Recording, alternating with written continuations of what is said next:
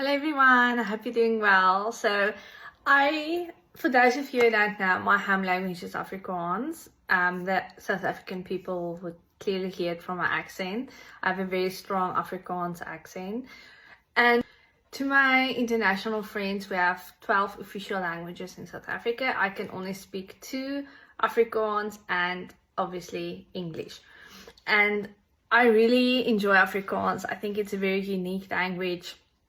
The closest relation to it would be Flemish, which I speak in certain parts of Belgium, and then Dutch. So I would be able to understand a Dutch person or a Flemish person quite well. There might be a few things where we need to switch to English, but I think the basics we would be able to understand each other. So Afrikaans is also what makes it unique. It's a relatively young language, and it's one of the few languages that's in the world that's also an academic language. So we have institutions in South Africa that the language of study is Afrikaans. So that you study in Afrikaans, you don't study in English.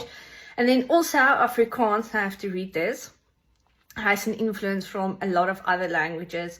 So Malay, Khoisan languages, which Khoisan were the native people in South Africa, Portuguese, German, and English, Low Saxon, Scottish, and Yiddish. So it's quite a lot of influences, and we don't always take a word just like that. We adapt it a bit. So it's a very diverse language. So I'm super excited to teach you some Afrikaans words. We're going to start off with my favorite word, one of my favorite words. And I feel everyone, if you know one Afrikaans word, it needs to be lekker.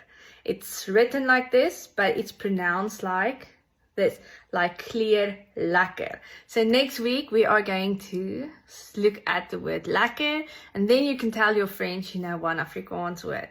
Okay, have a beautiful evening. Bye.